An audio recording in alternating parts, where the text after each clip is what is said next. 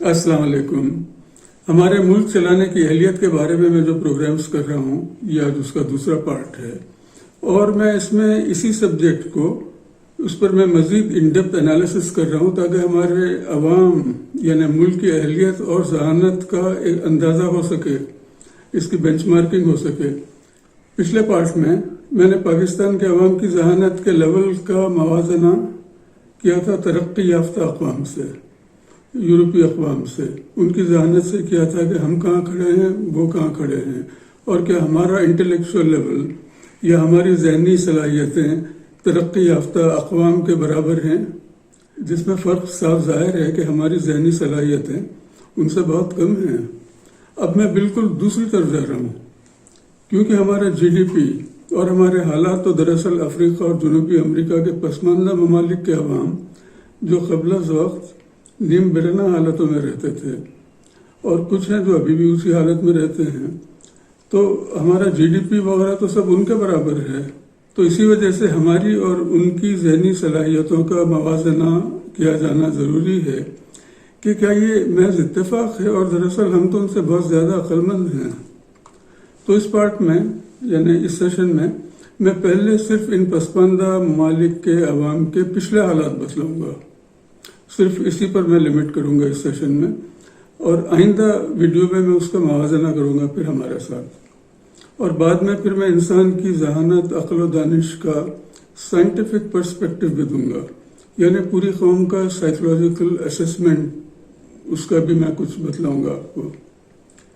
تو چلیں آگے بڑھتے ہیں۔ تو یورپ کا جب ایج آف ڈسکوری شروع ہوا اور وہ مختلف بر اعظموں میں جا کر نئی نئی جگہوں کو تلاش کرنے لگے، نئے لوگوں کو دریافت کرنے لگے، تو اس کے دوران ان ممالک کے ڈسکور ہونے کی تفصیلات میں نہیں جانا چاہتا، تو اس میں گئے بغیر شروع کرتے ہیں کہ جب مغربی ممالک کے لوگ یا یورپ کے لوگ جب افریقہ، شمالی و جنوبی امریکہ، آسٹریلیا، پولینیشیا اور اسی طرح کے دوسرے علاقوں کے ڈسکور کیے جانے، یا مغربی ممالک کے لوگ جب وہاں پہنچے تو یہ لوگ کس طرح کی زندگیاں گزار رہے تھے، انہوں نے وہاں کیا حالات دیکھے، کیا حالات تھے وہاں پر، یہ لوگ کس طرح رہ رہے تھے وہاں پر۔ تو عموماً تو آپ کو پتہ ہے، مگر میں صرف لسٹ کرنا چاہتا ہوں، اس کو ڈاکیومنٹ کرنا چاہتا ہوں کہ عموماً یہ لوگ دوسرے جنگلی جانوروں کی طرح شکار وغیرہ کر کے زندگی گزارتے تھے، نہ ان کے یہاں لباس تھا، یعنی عورتیں اور مرد سبھی نیم برہنہ حالتوں میں رہتے تھے، کپڑا تو بنے نہیں تھا ان کے یہاں، نہ بناتے تھے وہ، سلک اور مخمل تو بہت بڑی بات ہے، بہت دور کی چیز ہے، یہ تو صرف گھاس پھوس سے ہی جسم کے کچھ حصے ڈھانک لیتے تھے۔ ان کے یہاں نہ گاؤں تھے، نہ شہر تھے، نہ دیہات تھے، نہ مکانات تھے، بلکہ گھاس پھوس کی جھوپڑیاں یا گھونسلوں میں رہتے تھے، یا اگر پتھر دستیاب ہو تو پتھر کی دیواریں بنا کر گھر بنا لیتے۔ اچھا، گھر میں نہ ڈرائنگ روم تھے، نہ کچن تھے، نہ صوفے تھے، نہ پلنگ تھے، نہ چولہے تھے، نہ بیل گاڑیاں تھیں، نہ گھوڑا گاڑیاں تھیں، اور کیونکہ مکانات یا آبادیاں نہیں تھیں تو سڑکیں بھی ظاہر نہیں تھیں، فٹ پاتھ نہیں تھے، سیوریج کی لائنیں نہیں تھیں، صاف پانی کی لائنیں نہیں تھیں، نہ باغات تھے، نہ تفریحی مقامات تھے، نہ دکانیں تھیں، نہ بازار تھے، نہ اسکول تھے، کالج نہیں تھے، تعلیم نہیں تھی، لائبریریاں نہیں تھیں۔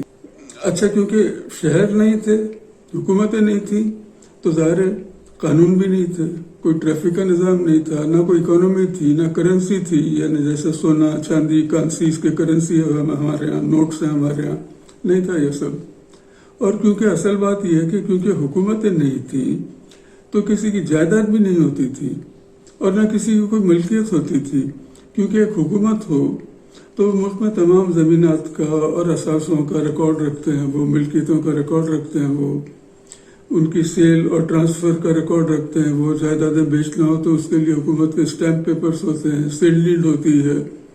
اب جہاں لکھنا پڑھنا ہی نہ ہوتا ہو تو وہاں سیل ڈیڈ کیا بنے گی، جہاں کاغذ ہی نہ ہو تو وہاں سیل ڈیڈ کیا بنے گی، پتھر کے اوپر بنے گی۔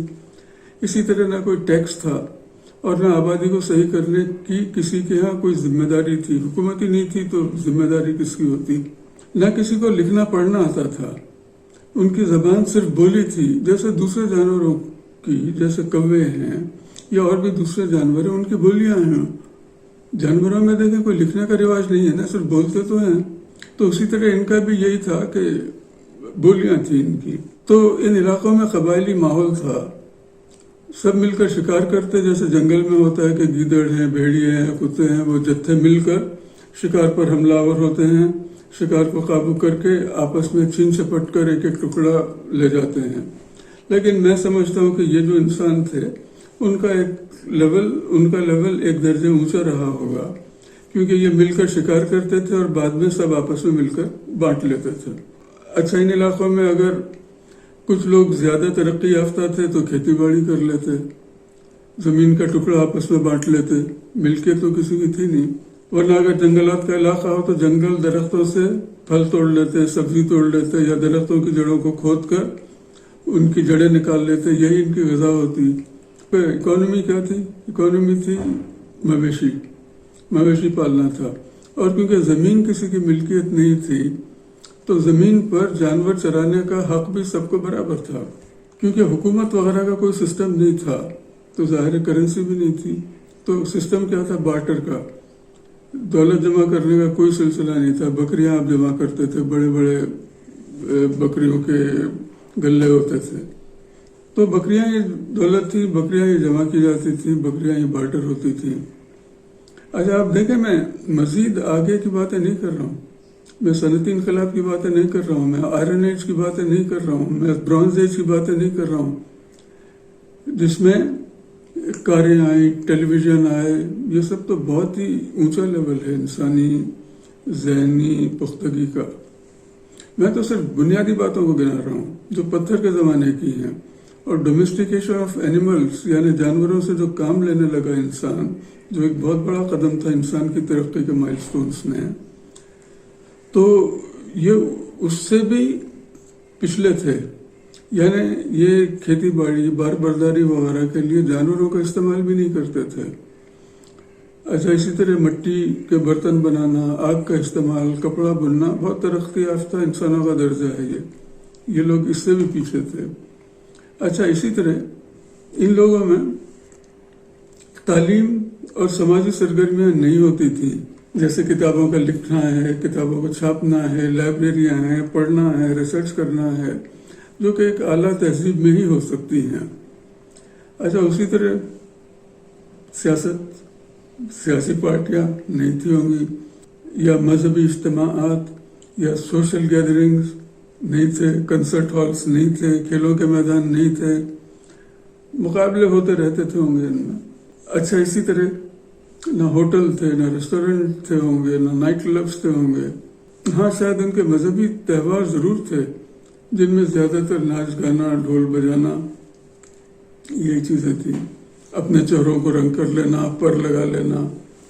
اچھا، کیونکہ الیکٹرک نہیں تھی تو سورج ڈھلنے کے ساتھ ہی تمام پرندے جس طرح اپنے اپنے ٹھکانوں پر واپس چلے جاتے ہیں، تو یہی حال تھا ان کا بھی کہ رات ہونے سے پہلے اپنے آشیانہ میں پہنچ کر جانوروں کے حملے سے محفوظ کر لیں۔ اچھا، جن علاقوں اور تہذیبوں میں آگ اور مشعل تک ترقی ہو چکی تھی، وہاں رات میں بھی شاید کچھ سرگرمیاں ہوتی رہی ہوں۔ نہ ان کو اپنی شخصی آزادی کا احساس تھا، اور نہ ان کو انسان ہوتے ہوئے اپنے حقوق کا علم تھا۔ احساس ہی نہیں تھا۔ شاید یہ بھی احساس نہ ہو کہ وہ انسان ہیں اور وہ دوسروں سے بہتر ہیں، یہ بھی احساس نہ ہو ان کو۔ نہ ان کو جمہوریت کا علم تھا، نہ پارلیمنٹ کا، نہ حکومت کا، نہ عدلیہ کا، نہ قوانین کا، نہ آئین بنانے کا، کچھ نہیں پتا تھا ان کو۔ ان کو تو صرف یہ علم تھا کہ قبیلہ کا سردار ہی سب کچھ ہے، ان کی اپنی کوئی عزت نہیں ہے۔ ان کی زندگی کا مقصد صرف اور صرف جا کر سردار کے قدموں میں بیٹھنا ہے، اس کی مالش کرنا ہے، اس کے قدموں میں سجدہ کرنا ہے۔ اچھا، ان کو اور دوسری چیزوں کا تو علم نہیں تھا، جیسے سڑک پر رانگ سائڈ گاڑی نہیں چلانا چاہیے، نہیں پتا تھا ان کو، کیونکہ جنگل میں ایسا کوئی معاشرہ یا ایسا کوئی قانون نہیں تھا ان کے ہاں کہ سڑک کی ایک ہی طرف چلا جائے، جاتے ہوئے ادھر سے، آتے ہوئے ادھر سے۔ اچھا، اور اسی طرح اپنے پر سے آئی ہوئی مصیبتوں کو ہٹانے کے لیے، مصیبتوں سے نبرد آزما ہونے کے لیے، یا دوسروں پر مصیبت لانے کے لیے ان کا اعتقاد تھا جادو پر، جادو ٹونے پر، توہمات پر۔ اس پر اعتقادات تھے ان کے پورے۔ تمام مصیبتوں میں، بیماریوں میں اور قدرتی آفات آنے کی صورت میں جادو ٹونے والے کوئی نہ کوئی حل تلاش کر کے لے آتے تھے۔ وہ خود ہی کچھ جادو وادو پڑھ دیتے، جس سے یہ پرابلم سالو ہو جاتی. ان قبائل کے لوگوں کو علم نہیں تھا کہ سیلاب آ جائے یا کوئی اور آسمانی مصیبت آ جائے تو کیا کرنا ہے، یا ان پر ہاتھیوں کے جتھے حملے کر دے تو کیا کرنا ہے. اس میں قبیلے کا سردار کا کوئی قصور نہیں ہے، ظاہر ہے، نہ وہ کچھ کر سکتا ہے اس سلسلے میں. اس کے لیے جو بھی ان کے یہاں اس کے لیے ان کے مختلف طریقہ کار تھے، جس میں سے ایک یہ بھی تھا کہ کسی خوبصورت دوشیزہ کو سمندر کی بھیٹ چڑھانا تھا تاکہ سمندر یہ بھیٹ لے کر واپس چلا جائے، یا زور زور سے گانا تھا، اپیلیں کرنا تھا سمندر سے یا دریا سے کہ بھئی واپس چلے جاؤ. ان کو یہ نہیں تھا ہوگا کہ ڈیم بنا کر سیلاب وغیرہ سے بچا جا سکتا ہے، قحط پر قابو پایا جا سکتا ہے. ان کے یہاں نہ تو کوئی حکومت تھی اور نہ یہ کسی کی ذمہ داری تھی. ان کا یقین تو نوخیز لڑکیوں کو سمندر یا دریا کی بھیٹ چڑھانا تھا کہ دریا اور سمندر یہ بھیٹ لیں اور واپس چلے جائیں، یہ رشوت لیں اور واپس چلے جائیں. کئی دفعہ یہ ہوتا کہ سمندر یا دریا کی لہریں بھیٹ چڑھائی ہوئی دوشیزہ کو واپس کنارے پر پھینک دیتے، تو یہ خیال کیا جاتا کہ سمندر نے اسے قبول نہیں کیا. پھر دوسری دوشیزہ کو وہ ڈھونڈ کے لاتے جو پچھلی دوشیزہ سے زیادہ اچھی ہو، زیادہ خوبصورت ہو، اس کو سمندر کے حوالے کر دیا جاتا. اچھا، اسی طرح ان میں آدم خور قبائل بھی ہوتے تھے جو انسانوں کو باربیکیو کر کے کھاتے تھے یا ان کا سوپ بنا کر پیتے تھے. ہو سکتا ہے آپ کو ان کے بارے میں علم نہ ہو، لیکن ایسی آبادیاں اور ممالک تھے پچھلے زمانے میں جہاں یہ چیزیں عام تھیں. اچھا دیکھیں، میں یہ سب باتیں جو بتلا رہا ہوں انتہائی معذرت کے ساتھ بتلا رہا ہوں، اور میں یہ کلیئر کرنا چاہتا ہوں، یہ بات صاف کرنا چاہتا ہوں کہ میں تمام افریقہ یا جنوبی امریکہ یا انڈونیشیا وغیرہ کی بات نہیں کر رہا ہوں، بلکہ ان علاقوں میں رہنے والے کچھ لوگوں کی بات کر رہا ہوں میں، جو انتہائی پسماندہ تھے اور ابھی بھی ہیں. کیونکہ اسی افریقہ میں قدیم اہرام مصر کی تہذیب بھی تھی، جس کا شمار دنیا کی اعلیٰ ترین تہذیبوں میں ہوتا ہے. اسی طرح امریکہ، وہاں پر بھی ان کا تہذیب تھی، ان کے آثار موجود ہیں، جو کہ یہ جو میں نے لیول بتلایا اس سے بہت اونچا لیول تھا ان کا. لیکن ان کے ہاں بھی جمہوریت نہیں تھی، پارلیمنٹ نہیں تھی، لکھنا پڑھنا نہیں تھا. اچھا، میں انسان کے ذہنی ارتقاء کے مختلف اسٹیجز کی ڈیٹیلز میں نہیں جا رہا ہوں، جیسے ڈومیسٹیکیشن آف اینیملس ہیں، آئرن ایج ہے، برونز ایج وغیرہ ہے، اور اب اس وقت موجودہ صنعتی انقلاب اور اس کے بعد کا ایج ہے، اس کی ڈیٹیل میں نہیں جا رہا ہوں میں. اور میں اس سیشن کے اب اختتام پر ہوں، جس میں نے کیا کیا، میں نے صرف یہ کیا کہ جب یورپین محققین ان علاقوں میں پہنچے، جب ان کو دریافت کیا، اس وقت کہ ان لوگوں کے حالات کا ایک ہائی لیول اوور ویو دیا کہ بھئی کیا حالات تھے ان کے. اب میں آئندہ نشست میں یہ بتلانے کی کوشش کروں گا کہ یہ تبدیل کس طرح ہوئے، یورپینز کے ان علاقوں میں پہنچنے کے بعد ان میں کیا تبدیلی آئی، اور اس کے بعد پھر میں ان کے ذہنی لیول کو ہمارے ذہنی لیول سے موازنہ کرنے کی کوشش کروں گا، تاکہ ہمارے ذہنی لیول کی صحیح بینچ مارکنگ ہو سکے کہ ہم کہاں ہیں. والسلام.